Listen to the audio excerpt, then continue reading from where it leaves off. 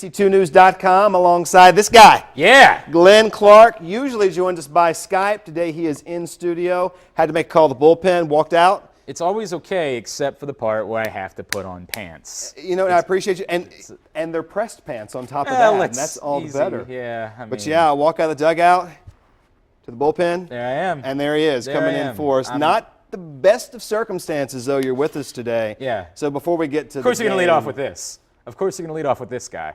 No, we're going to get to that guy in just a second. Yeah. First, I want to know what you guys had. What was the game time menu yesterday?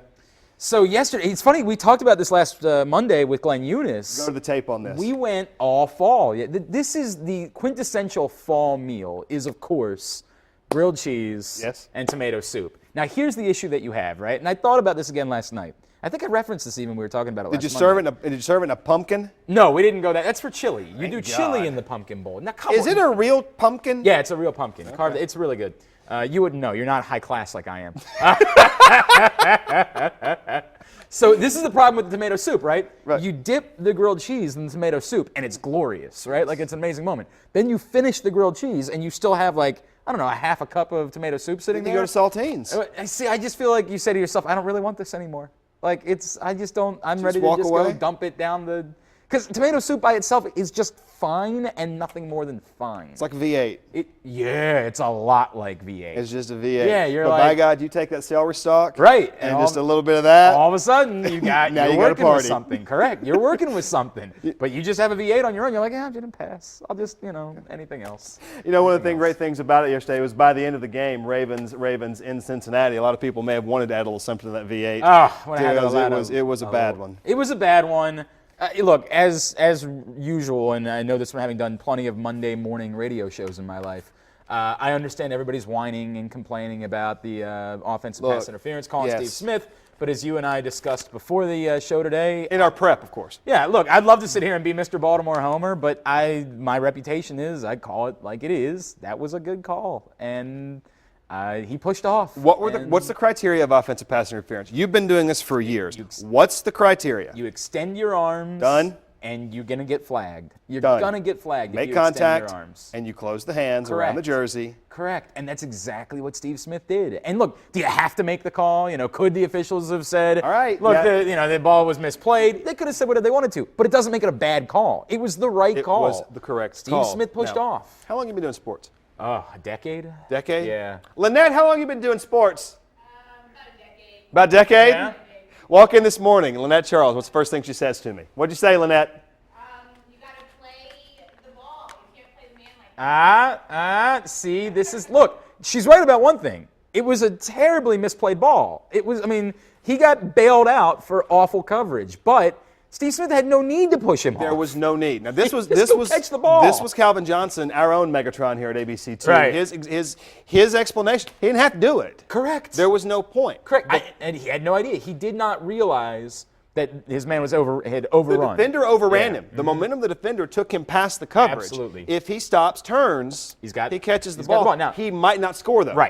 Right. He might not score, but that's okay because they were in field goal range at that point. Now you tie the game. You go down, you run up, you spike the ball very quickly, you get a field goal, you tie the game, you go to overtime, you take your chances. And I don't know what would happen at that point, but there was absolutely no need. There was no need to push and really throw the man off. It was almost violent. And that's Steve Smith, I get it, that's who he is. That has to play in this too, because by the reputation of the player, they're going to be more scrutinized. Correct. And in that with Steve Smith, he's known to be a handsy, absolutely, somewhat.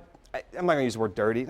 Yeah, no, that's if the you're wrong not word, cheating, you're not trying, okay? But he's going to be watched. Correct. And he's going to do things like that because that's who he is. He's not, and it's funny because yesterday you could see how badly this team missed the Owen Daniels, the Dennis Pitta of the world. They did not have that guy over the middle of the field that could make those tough catches. That's not who he is. He's not that guy that goes in between two guys. He's the guy and goes and fights for space. I've said all along, he's more Derek Mason-like than he is Anquan Bolden. Ooh, good call. Everybody always talks about Steve Smith being Anquan Bolden. Anquan Bolden was more tight end. Anquan Bolden, no. Yeah. No. He's more Derek Mason-like, which is go figure out a way to manipulate space. Figure out a way that you can settle down into a piece of space. Now, he's still shown that he has the ability to break downfield a little bit more than probably we would have expected at this point in his career. But this is what he does. He goes and he throws guys off to see what he can get away with, to come away with a bit of space so he can catch the football easily. Because if he has to fight with someone, the 5'8" frame isn't doing a lot in order to be able to do that. He didn't get away with it at the end of the game yesterday. The notion, by the way, even if it was a bad call, and this is what drives me crazy, You're about to make my point. Go. Yeah, even Go. if it had been a bad call, the notion that that was the determining factor in a game. Thank you. And I yell and I scream, and I've done this every day on the radio for years. This is not, that's what losers do, is they whine about officiating. You go out and you win the game. You convert on 4th and goal from the 1 yard line, or you take your 3 points. Where's the bootleg? What is a bootleg? Yeah, I don't know about Hat that, on hat. man. If you can't get 3 feet. Right. The whole, everything that, oh boy. So I've accused John Harbaugh of being a guy that makes emotional decisions before. And when I've talked about it, he's not really even fought me. You know, he's kind of been like, yeah, sure. He's an emotional guy, and a lot of coaches are. I'd love to know if the Bengals don't score a touchdown on their first drive, if it's either 3-0 or scoreless, what do the Ravens do 4th and goal from the 1 yard line? They kick the field goal. Of course they kick the field They goal. kick a field goal. So we're going to break this down throughout the course of the morning here, but we're also going to head back into the state of Ohio and to Cincinnati. Mike Strodman with us from our sister station, WCPO. Mike, true or no, you bought that hat last night after the win. I did what? You bought the hat last night after the win. No, I had this last week. Nah. I remember. All right, now we understand you also, in addition to working at CPO, you work Bengals games. Yes. You were in the stadium. Talk to me about what you saw there. Glenn was here talking about a lot of empty seats. Yeah. Yeah, there was a lot of empty seats. They haven't sold a game out yet this year, and if they can't sell out the Ravens, for the division lead, they're probably not going to sell out a game unless, the Steelers will bring a sellout because they'll bring their crowd. So, yeah, I don't get it. The people who were there, though, the stadium, they did a good job. They were loud. I think they had a little bit of an impact on the game. But, yeah, it's kind of sad. We talk about it all the time. Like, why is this happening? And the fact is, when you play at home, that's an advantage. So you got to get the crowd there. All right, so Flacco goes 17 of 34 for 195, 2 interceptions. Dalton goes, got to go to the tape. Yeah. 21 of 28 for 266. He had 1 interception. So quarterback play was not the determining factor here throughout the course of the game. What did you see? What stood out other than the end? Well, I thought the Bengals secondary was pretty good yesterday. I thought they played a great game. The Ravens, I think they had Jimmy Smith go down. It looked like they were having some injuries, but I don't know. I thought the secondary was a critical part of the game, really. Yeah, Mike, that was a major moment. You saw Mohamed Sanu, I think, as the game go on, when he's matching up against Dominique Franks. It's one thing for Mohamed Sanu to go up against a top corner. To match up a guy like Dominique Franks, who was out of the league a few weeks ago, it was clear that he was able to take advantage of that as the game went on. And Flacco, honestly, I expected better from him. I mean, he had 2 picks. He probably could have had 4. Or 5 even. That's a valid point because Really there were 2 there were 2 passes there in the third quarter that could have very easily been picked. Yeah, one if not 4. Flag. I think that one maybe could have even been. Marvin didn't throw the flag, and I think he only had 1 foot in. It was hard to tell being on the field, but he wasn't sharp yesterday. He had that 5 interception game there a few years ago. It's the cover 2. There's a bunch of things involved, but Joe Flacco always seems to struggle in Cincinnati. It's something about playing at PBS. I think he has 5 touchdowns and 11 interceptions. Yeah, it's crazy. Are we in a situation right now? Is it possible we're getting into a spot right now where Cincinnati is getting into Baltimore's head here a little bit? Wow. I never thought I'd hear that. I never thought I'd hear the Bengals getting into anybody's head. Okay, now you brought it up, and you say that with such a cavalier approach. You said last week that Bengals fans were somewhat bandwagon, a little fair weather. Yeah. Where's the bandwagon stand today? I mean, you guys seem to have turned a bit of a corner. Yeah. They're on it, I think. Of course they are. Right. We had 3 miserable weeks here. It's horrible. Mondays are horrible when you lose. We know. I know. Well, or a tie even. Even that tie felt like a terrible loss. But it's been a month of terrible Mondays, and we finally get one. And I think people feel really good today. So there's been a lot of smiles. It's upbeat around here. But the thing is, with the Bengals especially, that was a critical win for them. It was almost a must win for them, more so than the Ravens, because now that they beat the Ravens, I think they can beat Jacksonville next week, and then they have Cleveland on a Thursday night here at home, which they should win. So that's 3 home games in a row, and after that, it gets tough for them, especially the end of the year. They're hardly home at all. They play Pittsburgh twice. They have Denver. So they got a challenge ahead of them, and winning these games early on is they have to do it. Especially yesterday, they needed that. The good news for the Ravens, and I heard people saying this all week, is that the Bengals get the tiebreaker. It's really unlikely that for any reason this ends up in a tie because they had a tie. This was the argument Calvin Johnson was making earlier this morning. Yeah. There's really no plausible case for a tie. Right. That's why that Carolina game killed them. I mean, thank you, Carolina. Terrible. Thank you, Mike Nugent, for missing a chip shot field goal. Yeah, and a mutual friend of mine, yours, always is still talking about that tie. Oh, sure, right. Of course, Carolina fan, of course, right. Of course. All right, so Mike, last week you were kind enough to display what was going on in the studio or in your studio there behind you. Don't look so sheepish. No, you actually set up a studio for yourself here. We got the banner over. You got the pennants up. You know what this is? We do a show too, guys. It's called the Flying Pigskin, and this is one of our. We have multiple camera shots, and this is actually the background for one of our camera shots. So I'm actually in the control room right now. Well, hang on, but they were just putting that stuff up before we went on air. We were watching you, Mike. We just. Oh. Yeah. Okay, you did put up one, but most of that stuff has been here. All right. Mike Strodman, you guys, like you said, you've got Jacksonville next week. Then it's going to be an in-state battle with Cleveland. Continued success to you guys, and good luck with your show over there. All right, thanks a lot, guys. Thanks, Mike. All right, Mike Strodman there with our sister station WCPO over in Cincinnati, basking in the wind Just as hung it that is. stuff up. He's still talking. Just hung it up. Mike? Yeah. He's still with us. Now we can rip on Mike because he's gone. Right. Yeah. And he was talking about that as it was with Dalton, but he actually touched on this, and I wanted to ask you before we got to him, the loss of Jimmy Smith and the damage it does for the secondary. It was massive. Look, again, Mohamed Sanu abused Dominique Franks and then abused Terrence Brooks. At the point where the Ravens went up 24-20, you felt really good. You felt like the defense had been playing well. Remember, they forced turnovers on back-to-back plays for the Bengals. You felt very good about the defense. And it was a 3rd and long when Dalton chucked the ball downfield. It was the correct coverage. Terrence Brooks was responsible for Mohamed Sanu and had no clue where Mohamed Sanu was on that play. I mean, he didn't have an idea of where the receiver was at that point. Now, look, Terrence Brooks is a rookie. He was a 3rd-round pick. Some people thought that he was going to come in and immediately be the team's free safety. The real problem for this team right now is they don't have a free safety. They don't have that guy. And it was one of the biggest things they wanted to address when they decided to move on from Ed Reed. They said, look, one of the problems with Ed Reed, for everything that he's been good at this point, he just doesn't cover at all. There's no coverage. Regularly, we were looking at Kerry Williams coming over to a man and saying, oh, it's Kerry Williams' fault. It wasn't his fault at all. It was Ed Reed who was supposed to be the man was supposed to be released to Ed Reed, who didn't bother to go take the man and cover because that's not what he did. Understood. Right. He did a lot of other things. This isn't really me complaining about Ed Reed. He was a hell of a player. But that was one of the things they wanted to address. Well, they haven't found a free safety. They drafted a safety in the 1st round that can't play free safety. He just doesn't have it in him. That's not who Matt Elam is. James Ehedegbo did it briefly and did it fairly well when he did it. But they have not come up with a real free safety that they can be comfortable with to use in that spot.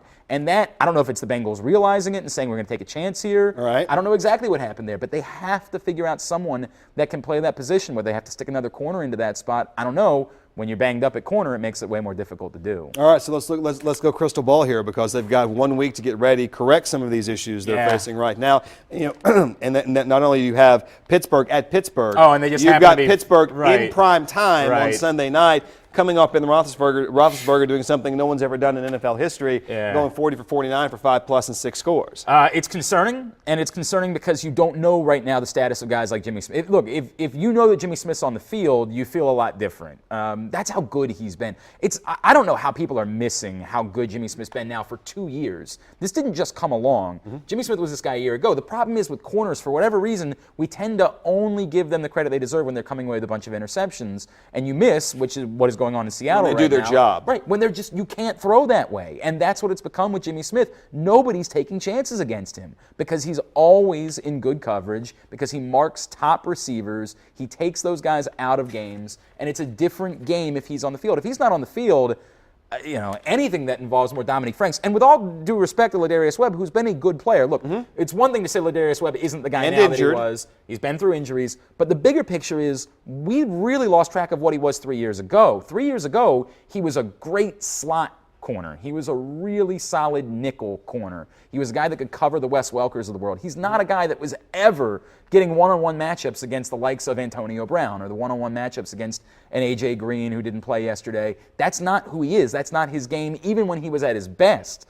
So now take that guy, force him to go out and cover those guys when he's not the same type of player, when he's been dealing with injuries, and you're going to get what you're going to get. They just don't have someone without Jimmy Smith that can go match those guys. All right, going to the other side of the ball, because this is something that you have been saying since we started on the start of the Nest here on ABC2. You've been talking about the 3 running back system. Yeah. And how it is It became not a 2 running back system it is yesterday, not, right? It is exactly. And Yeah. but you come out and you see it's Forsett, it's Taliaferro. Yeah. When they stall, that puts more pressure on Flacco to perform, and if he's off, you sputter. I am more and more. Look, Justin Forsett has done an admirable job, right? We would agree with that. Yeah. Better than we would have expected. We thought this guy was a journeyman who was coming in to maybe fight for a 3rd running back job. Well, at that time. Right. Well, we thought that Ray Rice was going to be in the picture, obviously. The bigger issue for the Ravens right now is I think we're realizing halfway through the season, as admirable as Justin Forsett has been, they don't have a really quality running back on the roster. It's alarming that Bernard Pierce was a healthy scratch yesterday. That's alarming. And I get it. You can only use. But you haven't been much of a Pierce guy all season. I haven't been, but I think there's always the thought that he has talent. He has the capability of playing this game. Perhaps it can be put together. That, to me, smells like waving the white flag, which is, look, we know. We just know this guy isn't going to be a true, number 1 back in the NFL. That you just say he can play, but we're not going to have him out there. That's a major statement. You don't just do that for the heck of doing it. That's a major statement about where a back is. Taliaferro has shown signs. I think Taliaferro is going to prove to be a very good change of pace, 3rd down back in this league, goal line type of guy. He has those abilities. But Lorenzo Taliaferro doesn't come off as a guy that's going to be an every down back in the NFL. The reality is you probably don't have that guy on your roster. You can get away with it in this league. I mean, teams find running backs all the time. But you're going to have days like this where it's just not going to click because you don't have that special type of back that can make those types of plays. All right, flipping the script now because we've got to move on to Sunday football. It has all the earmarks of a great classic game. It's going to be Ravens-Steelers. How the Ravens respond, how the Steelers continue their momentum with what they did to Indianapolis last night. Who saw that coming? Please. No, you're right. I was the guy that picked up. I said this yesterday. On Friday, I was trying to figure out. I play waiver wire defense in fantasy football. I don't like to have a defense because you have never idea if anyone can get any points. So you play by matchups. The Steelers have struggled this year. The Colts defense have been tremendous. We just sat here last Monday and we were raving about the Colts defense. Exactly, because we were trying to find the best team in the Correct. AFC. We were raving about Corey Redding, who had a monster season to that point, out of nowhere at the later stage of his career. Vontae Davis and his renaissance in Indianapolis. So I picked up the Colts defense. They were good -6. Correct. They were good for negative points. 6 points yesterday. And the reason I know that's because the matchup I had. Oh, they played? Yeah. He played the Colts defense, God. and I'm looking good. I had Minnesota's defense, and I ended up plus all 20. right. Yeah, sure. I mean, that So I've worked got out a really plus well for 26 you. swing on that right there, and we still played to the tie. The thing that jumped out at me yesterday, the Steelers figured out a way to use their young receivers. Marcus Wheaton. That's what I wanted to very- ask you. What did he do? Yeah. Because it's getting into the later hours of the evening. I'm not able to watch as critically as I'll watch the other games, the early 1 o'clock games. What was it that Roethlisberger keyed on to be able to do that? I mean, Well, no one in the part of it is they just threw. I mean, they just came out. threw 49 times. And he, look, when you hear 50 throws in Joe Flacco, you don't like that. Ben Roethlisberger can do it. I mean, he's that type of quarterback. He's more a gunslinger, a Brett Favre-like quarterback where he can make plays, extend the ball, and do those types of things. So it's okay for him to throw the ball 49 times. Part of it is they needed him to.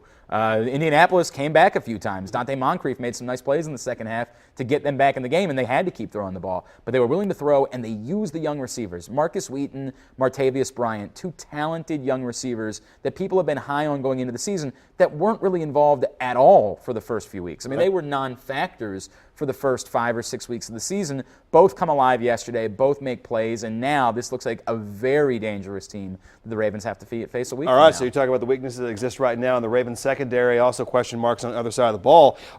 what do you see going forward? Because I'll remind you, Game 1, Cincinnati comes into M&T Bank Stadium, beats Baltimore. Then we got the fallout of the Ray Rice scandal as that's continuing to roll downhill. Well, and the Ravens pasted the Steelers on Thursday. Exactly. And then you had NFL Network here doing their pregame outside the stadium, and everyone was curious as to what was going to happen. 500 credentialed media members at the game. It was coming to watch the car crash. Yeah, correct. And they were able to turn it on a dime and go out and blow out the Steelers. Well, the defense is going to have to get after Ben Roethlisberger again. Look, this defense is worlds different when they're racking up sacks. I think we know that.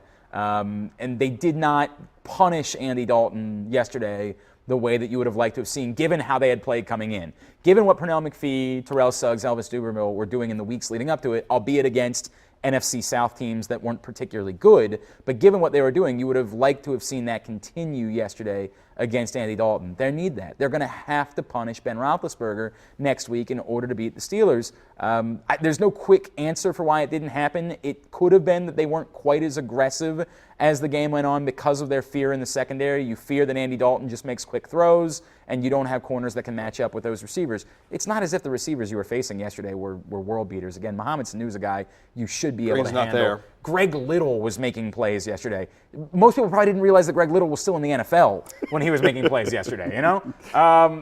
You're going to be facing a much more difficult task. It has to start with getting to the quarterback and punishing Ben Roethlisberger. If you allow him to extend plays, you give that guy time, you know what you're getting. You know exactly what you're going to get. A decade now. You know exactly what you're getting if you continue to give Ben Roethlisberger time to throw the ball. All right, looking back and looking forward, always want to hear from you on social media through Facebook and through Twitter, #TheNest. Lauren Cook standing by out in the live desk right now. Our web center. Lauren, you said you got some good feedback throughout the course of the morning as to the game yesterday.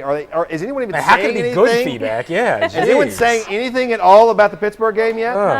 Not too much Pittsburgh talk just yet. A lot of people are upset with the referees from yesterday's game. Tough loss for the Ravens, a very, very close game. So let's go straight to the comments. Patty Cross saying lousy calls made against the Ravens cost them this game. Taking a look at Vitaly Golden's comment, the Bengals beat the Ravens fairly. I hate when the fans blame the ref. I am a Ravens fan. It doesn't stop there. Anna Smith, great game. Ravens fan for life, win or lose. Justin Watson, refs cheated. Let's take a look at this. Grace Snyder, she says it was a tough game. It shouldn't have come down to a call like that, but it's obvious that some refs always in capitals, call close ones against us. We just have to get over it and look on to next week. So Steelers reference for you there. Kathy Fowler, they lost. What more can you say? Becky Malloy saying it's not appropriate for Facebook, so I'll refrain. She used the #frustrated. And goodness, just a lot of comments today. Again, a lot of people upset with the referees. Francine Seltzer saying they could have played better. Teamwork, more communication. So hopefully they will pull through next week for a win against the Steelers. And Michael Wallace saying you can't make that call at the end of the game. Both players were hand-checking. And let's end it with this one. Kenneth Forsyth saying, just want to point out Joe did throw a touchdown pass from the 1-yard line. A perfect pass, actually, that was dropped. And one of the interceptions was not his fault. It was the receiver's. So a lot of you sounding off on Facebook. Go to my page. Let us know what you think, and I will be taking your Pittsburgh predictions. So be sure to look out for that post coming soon. Let's send it back into you guys. All right, watching the social wires there, we were talking about the pass drop pass. You immediately said that was Torrey Smith. Yeah. Who went down in the game. Do we still know? I mean, have we seen? He was checked for a concussion, and he returned. I mean, he came back into the game in the fourth quarter, and so, but you saw there was helmet-to-helmet contact on that play. So people are criticizing Torrey Smith. Look, you get hit in the head on a play, I get that you're going to be discombobulated. I understand. Everybody's, well, he should have gone and tried to fight for the ball. You get hit in the head. We got to get to a place now in 2014 where we understand what's going on. If there was even a chance, even if there were concussion symptoms, he probably shouldn't have come back into the game at that point. Okay, this is an aside to exactly what you're talking about with the concussions, because all the time we're seeing the rules being massaged back and forth as to who's penalized for dipping the head. Right. Do you see a day when the offensive player is going to be penalized for it? Because in the college game right now, you will see the running back, you will see the tight end, and you will see the strong receiver, not the speedster. You'll see the strong receiver. They'll drop the head, and they'll go helmet to helmet. Well, this was the Bernard Pollard, Stephen Ridley play from the AFC title game 2 years ago. Yeah, okay. When Pollard who was known as a bit of a dirty player at the time, but that wasn't on him. It was the running back dipped his head right into that hit, and remember, it was a frightening scene where he laid on the ground for quite some time. Yeah, it's going to have to come that way. I mean, look, we got to get over. I don't know, are you a pro wrestling fan at all? You ever been a pro wrestling fan in your life? Oh, in my life, Yeah, sure. okay, thank you. Are you familiar I with... was trying to think about the last time. I was trying to think about the okay, last I'm time I not paid suggesting attention that to you're it. watching John Cena right now. I know who that is. Okay, but I'm sure you've heard of Mick Foley or Mankind. Oh, God, yes. Okay, Yeah. Mick Foley was on my Brilliant show. writer, by the great writer. Incredible thinker. We'll get about that later. Yeah. Mick Foley was on my show about 2 months ago, and we were having this really fun chat about me growing up as a kid loving wrestling and this guy just being crazy. And I just sort of came to, can we talk about head injuries? And he said, well, we can go one of two ways. Either we can continue to have a fun conversation, or it can get real right now. Didn't he have some issues at some point with a documentary that was done where it actually showed the Mat, yeah. some of the more factual, real side Correct. Of sports entertainment? He said- and he literally tore his own body to shreds. He's recording things for his kids right now because he believes that within the next 5 years, he will not recognize them. That floored me. Okay, now let's That propel this forward to the floored NFL me. and what's Right. going on with And not this only is- research, Right. but also how to protect these guys better, because you can't create equipment. You can't create equipment that's going to allow them to play. I'm I mean, over the tough guy mentality. I'm over the you're ruining football. I'm over all of that. And I think that anybody that goes down that road is living in such a fantasy world. They're just completely out of touch with reality. When we say concussion, we come up with cute terms, right? He got dinged. Bell rung. Exactly. We come up with those cute terms instead of saying what it actually is, which is major brain trauma. A concussion is major brain trauma. the description of the moment you get hit in the head, you see white. Correct. You see a white Correct. flash for a good Whining about Torrey Smith not going to try to make a tackle on that play? irrelevant. Correct. The guy got hit in the head. We have to live in reality of what that means. And we, for whatever reason, and it's really poor with football fans in particular, we just haven't gotten there yet. Not gotten there yet at all. Do you see a day where the game of football is affected adversely by this, to where moms and dads won't let sons Aren't we play? already getting there? I feel like we are. I think we're 2 generations away. Okay. I think there is, because I was posed with a question once: if you had a son, by the grace of God, I had a daughter. Right. If you had a son, would you let him play I've football? got a son on the way. I Yeah. played football through high school, had an opportunity to play in college, played baseball in college instead. I went the other way. Better decision. Right. But I don't think I would encourage my son to play football. And that's me, and I did it. Right. I don't care for golf, but I want my son to learn how to golf. That's a heck Do of you a- want to go down that road now? Because I'll talk the buzzards off the I know beat you're a wagon about guy. golf, dude. I know you're a golf guy. It's really funny. Look, clearly I wouldn't tell my son that he Right. couldn't. You know what I mean? I wouldn't be that guy. But I would not. No, I'm with you. I didn't say he couldn't. Yeah, I don't think I would encourage him. I don't think I would look to try to push him down the road of playing football, which is a shame. I would It's a like great to think, game. Yeah, I would like to think that the sport will advance and that you're starting to see it, maybe not for the right reasons, but you're starting to see, because of lawsuits, the sports say we realize what we have to do in certain situations. I think there's a place of equilibrium that it will get to Yeah. eventually. Yeah, of either course. financially or But by yet you still sense. see like what you saw with Brady Hoke earlier in the season. Oh, my God. Where his We talked quarterback about- you were- we clearly- talked about yeah, that. He That was clearly insane. suffered a concussion, and Brady Hoke just sort of said, "Just go back in. Just go be a tough guy." And was suffering a knee injury at the exact same time. Right. It still exists, but there's fewer and fewer of those instances at this point than there were. I'd like to think that 10 years down the road, 20 years down the road, I'd say 10 to 50. Yeah. we'll have advanced further, if for no other reason than because there's a lot of people making money off this sport that need to protect it. One or two. Yeah. One or two Yeah. people getting mighty Yeah. rich off this game. There's guys like us that are sitting here doing internet TV shows because of football. Right. Yeah, we'd like to think that they're going to protect the integrity. Leaving football for a little while, going now to the great sport of baseball. We'll get to the World Series in a bit. Patrick Okay. Fazio with KSHB in Kansas City going to be joining us by phone as the World Series goes back for Games 6 and 7. Gold Glove nominees. This is something, there are no Gold Glove finalists. Yeah, this is not something that is, it's not a true honor, but Rawlings is trying to do this now to where they're giving notoriety to those who are finalists. who cares? 3 Orioles. You don't care about the Gold Glove. The funny thing is, Nick Markakis doesn't commit an error all season. You don't care. Yeah, I mean, look, I think Nick Markakis is a really good outfielder. Do I really know? This is the difficult part. You really know about the guys that play in the town that you cover the team or you watch the team. you really have no ability to compare them over 162 games to the guy that plays right field for another team because you didn't watch that guy for 162 games. Valid. And the error numbers, look, if these people think that someone is more deserving of it, I'm all for. Everyone knows, for example, a year ago that Manny Machado was a really good defensive third baseman. Right. Now, someone in Texas would say, our guy's better. Okay, well, how do we know? How do we really know whether Manny Machado is better than Adrian Beltre? Now, we accept they're both two of the best defensive third basemen that we've seen in a generation. I'm curious if you're about to go Bill James on me here. I know. No.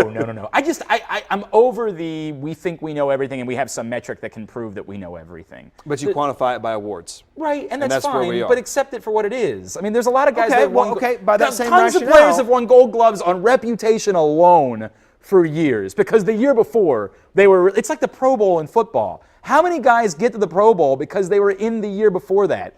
LeRon McClain made the Pro Bowl as a fullback in a year where he didn't play fullback. Baseball All-Star teams are picked every day. The World Series is decided in a popularity contest no by doubt. who gets into the All-Star game. No doubt. Mark Grace made a career throughout the decade of the 90s, probably being the most consistent first baseman in the National League. And what he had 4 or 5 Gold Gloves during that time. That's a good but point. Was he the best first baseman in baseball? Probably not. Probably not. Absolutely. Probably and that's not. just sort of and it's not to be dismissive. I know it's a nice honor. I know the players care about it. God bless. But I think that we've got to be Care realistic. about the bonus. Absolutely, they care about the bonus. Just get real. Yeah, right. I'd fight for it when the bonus. So is on do the you line. see more validity in the Silver Slugger Award? Or do you even care? I just don't. You know what I mean? I really don't. And it's just the award thing isn't something that I'm ever going to yell and scream about all that much because, again, it is so. One person has one view. The debate the last couple of years about Miguel Cabrera and Mike Trout, right? This year it's going to be Mike Trout. It's going to be MVP. Correct? We're all in agreement on that. He's going to be the MVP. A lot of people tell you if he's not, something's wrong. Right, he should be a 3-time MVP, right? Well, who knows? Who knows? Okay, but now you're making the Cabrera argument, and that's a sound comparison. Right. This year there's This year it's him and everyone else. And he's going to be the guy. But my point being that when they're both really good players, and this notion that it's some sort of travesty that one really good player won an award instead of another really good player winning an award, we make these things up for the sake of argument. And I should be better at it because I'm a daily radio show host, and you're doing a damn fine job right now, sir. Yeah. But this is just my opinion about awards. I can't yell and scream about it. If 3 Orioles win Gold Gloves, mazel tov. If none of them win Gold Gloves, fine. Who cares? Okay, do we even want to get into Manager of the Year? Yeah, it's silly too, man. It's a really silly award. What are you quantifying it by? Who did more with less? Who had a greater turnaround? Of everything you and I talked about before doing this show, this was what we did not talk about. And I'm shocked you're going this way. Continue. I am so just not an award guy. Like, Buck Showalter did a heck of a job with the Orioles this year. Everybody who watched it knows that. Did he any worse of a job because he didn't get the Sporting News Manager of the Year award because somebody else got it? Everybody wants to say that Ned Yost is a terrible manager and he does things he wouldn't do. I know one thing. He got a team to the playoffs that hadn't been there in 30 years. And got them to the World Series, and they haven't been there. Exactly, and they haven't been in that same span of time. Right, they're 2 games away still from winning a World Series. They have a chance to do it. Does that make Ned Yost a terrible manager? Look, I don't agree with everything he does. I don't agree with everything that every manager does. The notion that we know who the best manager was, that anyone knows who the best manager was, come on, tell the truth. What you do is you give the award to the guy whose team stunk last year that was good this year. And who knows if they were a good manager or not? But that's what you do every year. You do the same thing with best coach in the NFL. At Glenn Clark Radio. Yeah, file your complaints. Absolutely. I say the same thing. Anybody that's listened to me knows how I feel about this. I'm not an officials guy. You're not going to sit and whine and moan about officials. They don't get a score at the end of the game. I'm going to give you. They don't. Don't what? What, Charlie Krausen? We had that conversation. Yeah. They don't get graded. No, correct. They don't get graded. Look, I want them to do a good job. I want them to make the right calls. But there's nothing funnier than somebody goes on and says, nobody wants to see the officials, as if they're not supposed to call penalties. Like, that's what people say. Right. Like, oh, they wanted to get some FaceTime today. No, their job is to call a Unless penalty. your name's Ed Hockley. Right, that guy probably does want to that guy sports a medium better than anybody else. He doesn't want FaceTime. He wants gun time. He wants bicep time. And that's where we're transitioning into now, going to the All World right, Series. yes. Fall Classic now goes back to Kansas City. San Francisco up 3-2. Madison Bumgarner. Amazing. Amazing. Amazing. You tip your cap and you say, okay, you really are that good. Game goes back now to Kansas City. Frankly, I thought it was over Saturday night.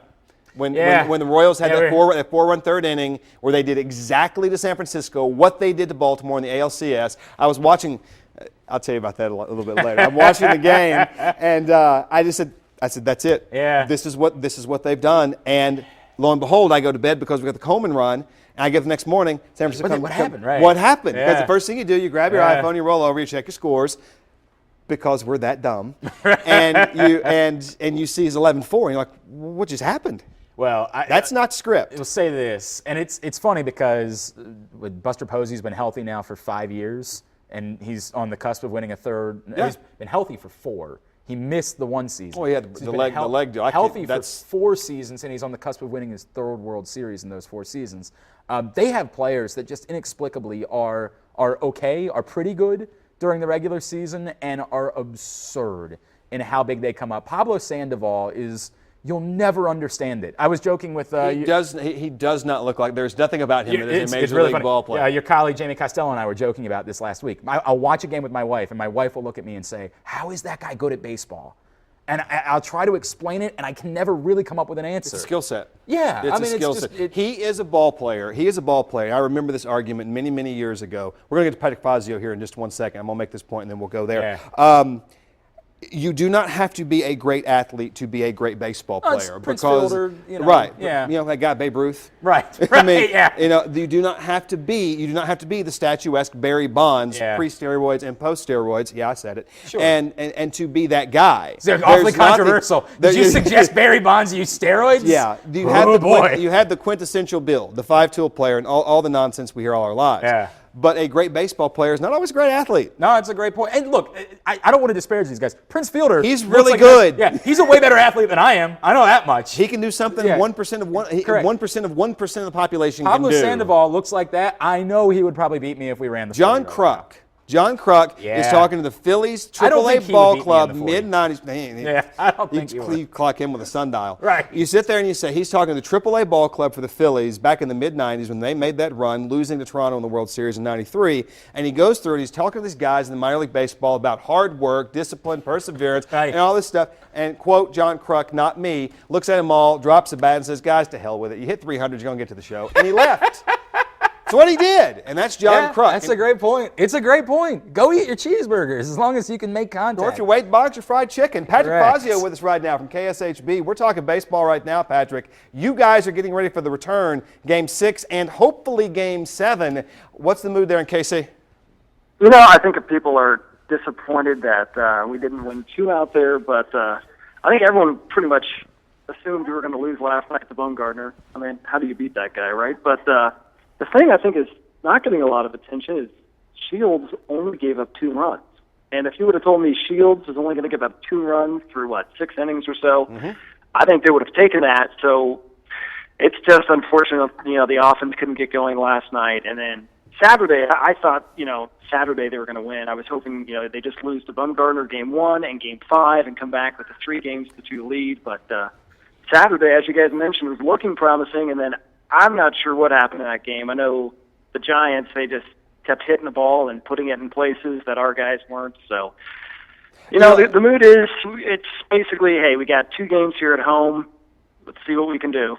You're talking about that Patrick Fazio with us from KSHB, talking about, and that's a good formula. You're going to lose Game 1 and 5. You're going to lose both or one with Bumgarner because he's just that good.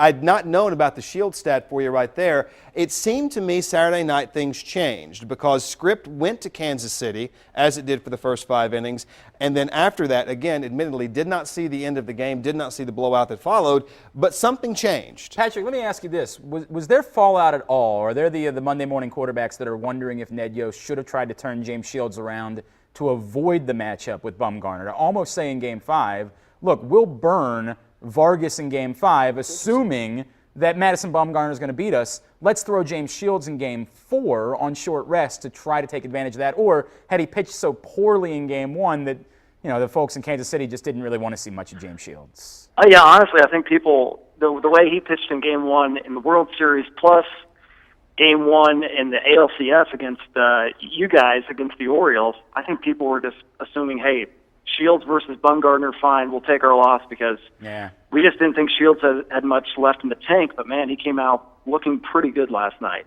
Now, hindsight, you wish you would have had that in Game 4, obviously. Sure. Any concern about the bullpen finally sort of being imperfect the last couple of nights? This has been a bullpen that had been dominant. Wade Davis last night giving up a run, I sort of didn't know what to do. I was panicked. seeing Wade Davis give up a run. Any concern about that I moving know. forward?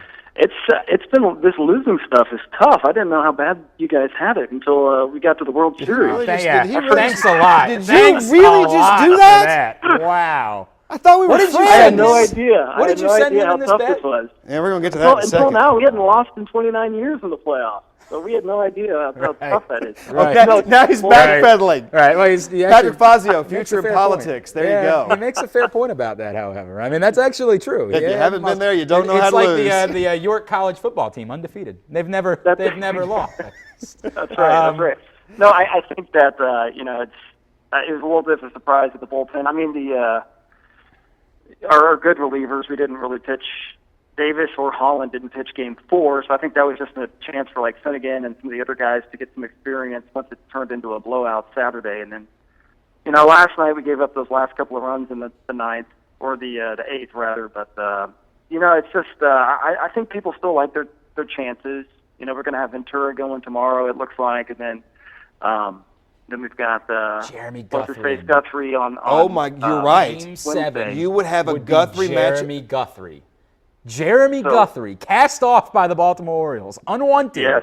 by the Baltimore Orioles, once had his salary cut by the Baltimore Orioles, could potentially be pitching Game 7 of the World Series. So I think most Royals fans are cautiously optimistic. Find a way to win tomorrow night, and then Game 7. I know that the Giants, the talk has been, hey, are they going to bring Bumgarner out of the bullpen for Game 7? But he'd only be going on 2 days rest, and he pitched a complete game last night. So I don't know how much he'd have left in the tank. But even if he's at 70%, I'm sure they'll still try him out of the bullpen if they need him. Yeah, and they were mentioning that on the broadcast last night. He threw something like 120 pitches last night. They were talking about Randy Johnson in 2001, who pitched, That's if you remember, Game 6 of the World Series, and then came out of the bullpen in Game 7. It wouldn't stun me if the Giants tried to burn it at the beginning of the game in Game 7 and say, look, we'll throw him out there as long as he can prove that he can do it. Let's just start. We'll start him, and if it goes 2 innings, we go 2 innings, and that's fine. But here's the deal about this. This is something a lot of fans don't know. This gets in when you get inside the numbers with this. SB Nation had a wonderful stat on Bumgarner where he said in the first inning, his ERA is 5.47. From the second inning on, he's 2.3. Wow. So that may not be the best strategy if you go that route with him, because if you get him early. Reminds you of Chris Tillman. Right. Chris Tillman's a very similar idea get up 5 runs from the Baltimore side. He may give up 3 to 4 in the first, but if you don't get him, which Kansas City didn't do, 7-inning start after that. Right. No doubt. I forgot Randy Johnson. He came into Game 7 the day after he started. Day after. It was a Sunday night. Gosh. He pitched on Saturday. All hands on deck. Both were home Bob games. Brenly. They started shilling, right? Yep. Didn't they do the 1-4-7 thing that series where he started a third game, and then later on in that game where they were still trailing? It was like a 1-run game because remember they ended up coming back and scoring 2 in the ninth. If I remember, I think he came in and pitched like the 5th and 6th. Okay. The 5th and 6th of that, and it was a quick in and out, and he did his work. But I remember distinctly him coming in middle of the game.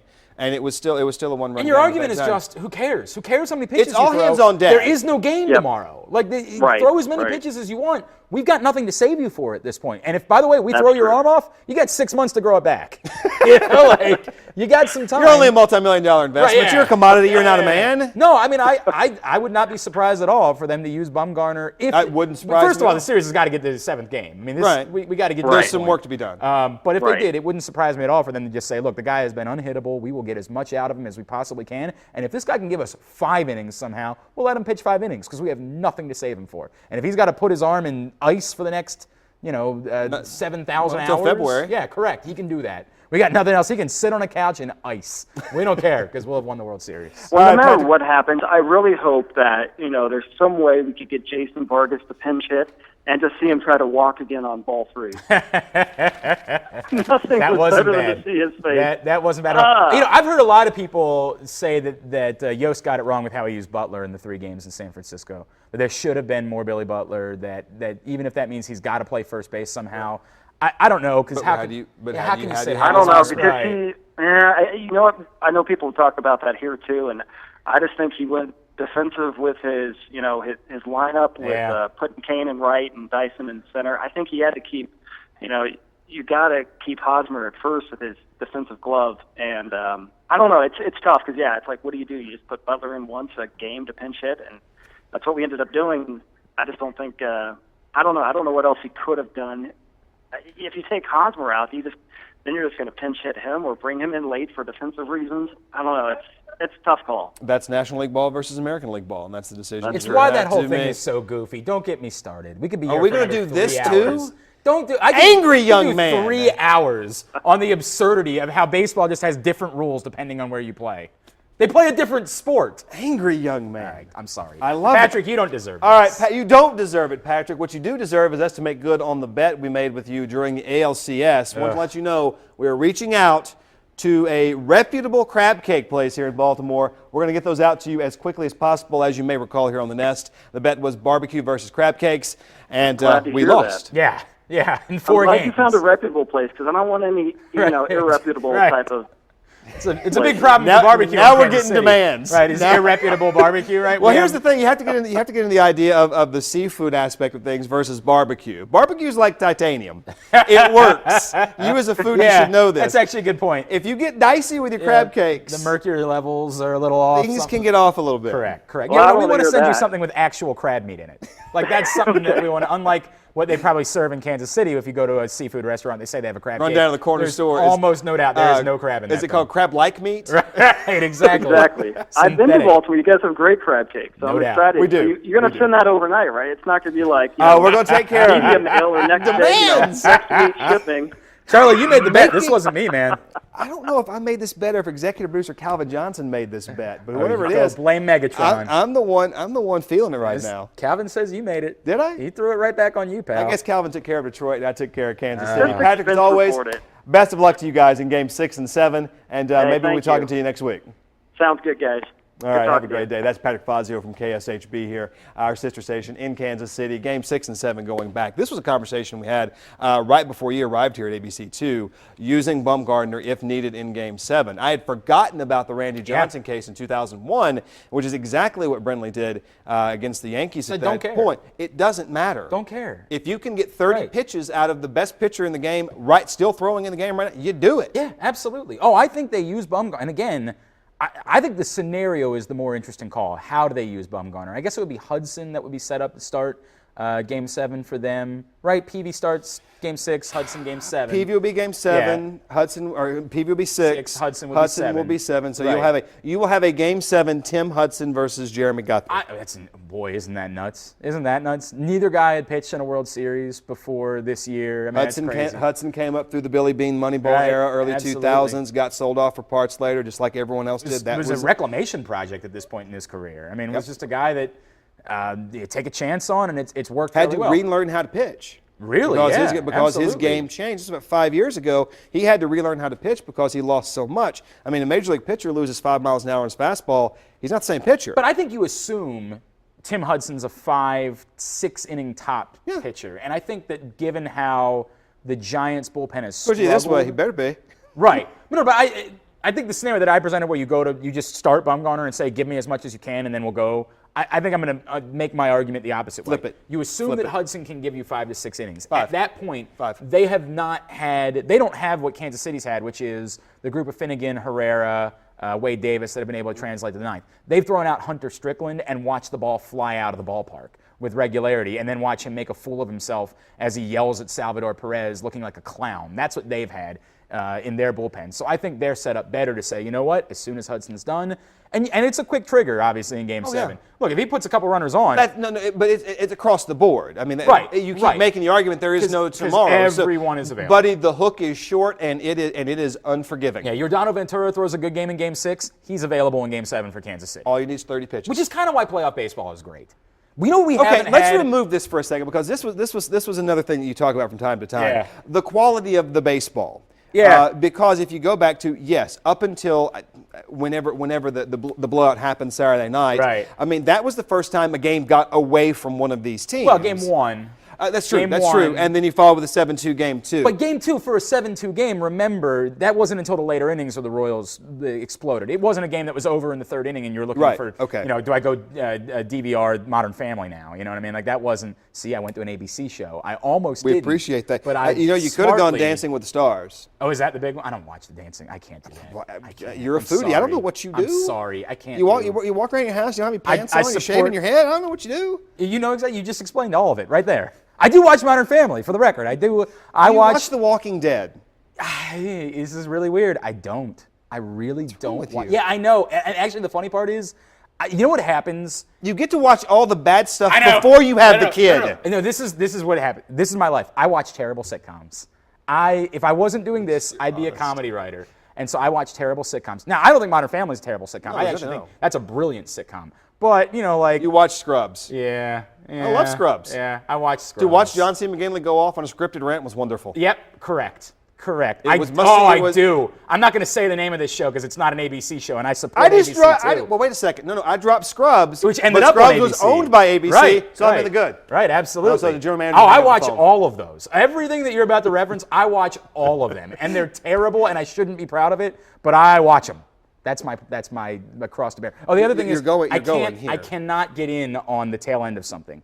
So no. If I don't watch it from the beginning, it's just not going to happen. So if people tell me about The Walking Dead, I had, what's his face, Jesse from Breaking Bad, Aaron Paul. He came and did my show in New York when we were up there for the Super Bowl. And he was great. And we ended up hanging out. He loved it. He came back by. He was like, what are you guys doing? And like we sort of have a minor friendship for a day. I don't want to overplay that. You know what I mean? For like a day, we were buddies. I at some point finally had to say to him, dude, I've never watched your show. And that's fine. I've never watched it. And he probably respected you for that. And I mean, like, because it's just the reality of too many people were already into it. I can't be the guy that I'm going to have to circle back to Breaking Bad because I started doing the whole morning show thing after season 1, saw season 1, enjoyed it. Right. And you see where it can go. If you watch the arc of television, you can see where it can possibly go. And I mean, Lynette, Breaking Bad, yes or no? Yes. Okay. And see, there you go. I'm sure and that's it's Lynette. amazing. I'm sure it's amazing. We're going to come back to this. By the way, this should be post-show. First of all, we're miking everyone next week. It is hilarious to me that you put me on when Lynette's right there. I know as a fact that ratings would be better if there was more Lynette and less Glenn. Well, see, if Lynette will walk over here so our mics can pick her up a little bit, we can maybe go that way too. Yeah. UGC is one of our big things here on the Nest, user-generated content. Probably a couple tweets out there right now, people saying, put Lynette on the Nest correct. right now. More Lynette, less Glenn. But our own Kirsten D is out there checking out what's on the web right now. Kirsten, what do you got? Well, I haven't searched Lynette as a hashtag, but I'm sure that's going to be popular. Do it now. But we had a number of people, repping their jerseys, repping the look, and a lot of complaints about that call. You had a mixed bag on whether it was Steve Smith who cost the game or the officials making that call. Maybe they didn't need to, that whole debate on social media.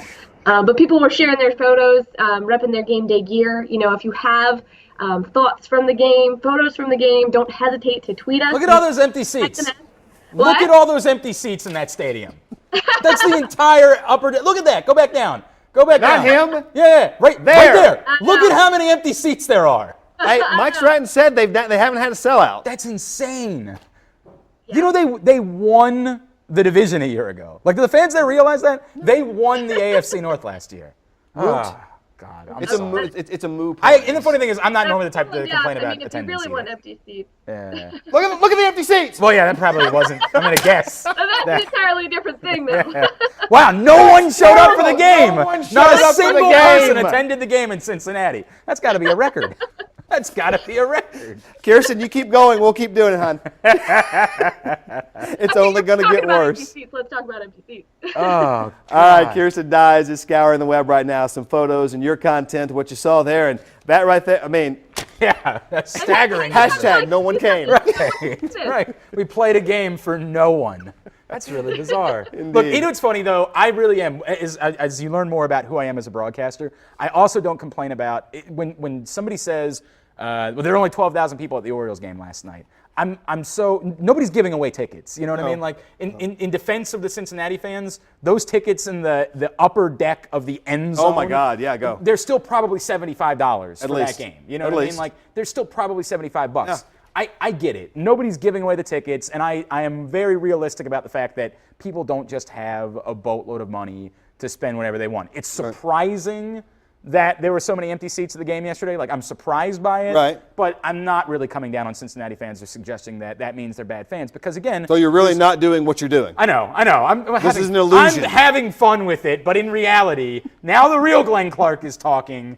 But it'd be the same thing as somebody looking at the Orioles, and there's no doubt that in April of 2015, despite the fact they were in the ALCS a year ago, there'll be a night where there will be 10,000 people at the stadium because the tickets aren't. It's a Tuesday night game. Right, the tickets aren't free. They're not free. You don't just get to show up and say, I want to go to the game now, so I'm Let going. me in. Yeah, correct. All right, switching gears now to other news of importance in sports gobbledygook. Calling out right Professional now. Do broadcaster. you like that, didn't Yeah, you? sound like me. I I've lowered the value of this program. And I went to college for that word. Yeah. And graduate school, too. Calvin Johnson, our own Megatron, get out of the booth and come in the studio right now. Ooh. We have words for you. We have a word with you Ooh. coming up in just a bit. Ooh. College football for you right now. Do we have to? No, this is. Were you surprised? 52-7. No. You go to Madison, Wisconsin. Who's surprised? No, we talked about this the last time I was in. The reality from Maryland, I'm more surprised they beat Iowa than that I am that they got blown out by Wisconsin. They're not there. That's not who they are. Look, did I think that maybe it's a bit closer, that maybe it's like 35-13 or No. something like that? Maybe, but I'm not, again, I'm not stunned that they got their butts whooped. I think that the unfortunate part of the C.J. Brown era is I understand He's your top why- rusher every day, and he gets or every game he gets 25 But I understand yards. why the coaches continue to go back to him. And it started even with Friedgen. I mean, this is how long C.J. Brown's been around. This is a 6-year guy. I understand why they. Are you serious? Yeah. I understand why they continue to go back for him, because he has those moments where he looks like a player. But the reality is he's not good enough to be a quarterback that can compete at a high level in a major conference, and they're going to have to find those guys as the Okay, years go on. this is the point that we made from the very beginning of the season. The first time you're ever with us here on the show, we talked about going from an ACC ready team Yeah. to a Big Ten ready team. Okay, Well, and they weren't even really an they ACC weren't ready an team. ACC ready team Yeah. when Edsel got there. Yeah, correct. So now you're going into the Big Ten, which arguably is 2-3, maybe. Yeah, I mean, don't- SEC. No, they're 3 because Pac-12's got to be ahead of them. That's where I was And gonna there's go. an I was argument gonna about the go- Big 12 as well, by the way. Big 12's a fraud. TCU scored 82 No, points. I know, right? On Texas Tech, that I was mean, crazy. I don't care how good looking the head coach is at Texas Tech. He is good just- looking. He is a pretty He's man. good Don't get me looking. wrong. You got 82 hung on you. Do not piss off Gary Patterson. He will hurt you. There was the best thing in college football this weekend, by the way, was Mark D'Antonio going off about how idiotic Michigan was. Did you see this? No, I did not. Okay. Educate me. So Michigan, who's been terrible, whose coach God, yes, stinks Hoke's gone. and is an embarrassment. You know I'm an Arkansas guy. And Yeah. my fear is they're going to come after Bielema. Oh, that would make a lot of sense, wouldn't it? Wouldn't it that now? would make a lot of sense. Dang. Yeah. So they, for whatever dumb reason, they took a little like spear, and in this like big emotional moment at the beginning of the game, all the players gathered around the 50-yard and line. they shoved the spear into the field. It's the dumbest thing. You're about to get your butts kicked by Michigan State, who's vastly better than you are. You're not making up, an emotion and get. So D'Antonio said at the end of the game, they could have just run the ball, but they wanted to run up the score because they were pissed about Michigan shoving the spear If into you the don't field. think coaches, and the thing is, college football is largely about the individual players, true, but it is about the 10 best coaches in the game, from Nick Saban to Mark D'Antonio. Now, Is D'Antonio in the top? I guess he is, right? Yeah, he's a 1 to 10. He's done a heck of a job. He's there. a 1 to 10. Boy, he's done a tremendous Do you want to job. go through the 1 to 10? Okay. Well, so, you think about it. We'll All right, come back yeah. to it right now All because right. he is in the 1 to 10. all right. So they will run up the score. Spurrier would, with reckless abandon, run up the score at any moment. You saw what Yeah. he did Saturday night. You're right. Okay, and he used to do looks, it to Peyton Manning all the time. Is there anything funnier when Peyton Manning's breaking records than remembering he couldn't beat Danny not beat Werfel? Florida. He Could not couldn't beat beat Danny Danny Werfel. No. To save his life. No, and He people don't couldn't beat remember, him. and that's history rewriting itself because Peyton. You see the arc of one career versus the other. Right. I mean, but no, in college, Peyton Manning could not win the game that Was Steve mattered. Spurrier's famous line, "You can't spell citrus without UT"? It was amazing. He's amazing. Steve Spurrier is he is. You have to watch Steve Spurrier anytime he's on there. And we'll come back to the all Auburn right. game because I saw a number of things. I'm on trying Saturday to think of 1 night. to 10 right now. I got you on that, don't you? I'll have it. All right, Navy goes in, plays well against San Jose State. They needed that win. It's not going to be easy Saturday night. No. Look, I don't think Notre Dame's really a championship contender. I think they're a bit fraudulent in being a one-loss team at this point. And somebody would say they're fraudulent in having a loss because I would. There was a controversy in that game. Do you throw the flag? Yeah. Oh, we could do this for I another. can do this with you. We've all already day. done like And 20 at the minutes end of longer the than we were day- supposed to. But at the end of the day, you throw the flag because that's in fact look, what you do. I am not a believer that Notre Dame is a championship No. contender, but I am a believer that they are vastly better than Navy. I know that Navy beat Notre Dame 3 times and really had them to the end of the game a year ago in South Bend. I think that Notre Dame is a much better team this year. And it will likely play out. Probably will run past Navy on Saturday night. Look, I hope that I'm wrong about that, but my gut would tell me that that's a game that that Navy is going to be very difficult to keep that close. But they need to get these wins against San Jose State's of the world to make sure they get to 6. All right, real quickly for you, the top 5 from the AP and the coaches poll. Mississippi State once again number 1, Florida State number 2, Right. Alabama leapfrogs Auburn, who goes and barely wins at South Carolina. So 1, 2, that's 3, gonna work and itself 4. out. They still have It's to going to play. work itself Yeah. out. There's going to be an odd team out though, because Right. whoever wins the Iron Bowl, keep in mind Mississippi State still has to play Alabama. All right. Right. So Right. that's going to it's going to play itself out. They still have Alabama and Mississippi. Auburn and Alabama and still have to depending play upon each which other. Arkansas team shows up, they have to play Arkansas. And Remember, who knows they if did not. Georgia could be competitive in an SEC championship game. They were a year ago. It doesn't matter. Georgia, when you get them to Atlanta, it is a de facto home game.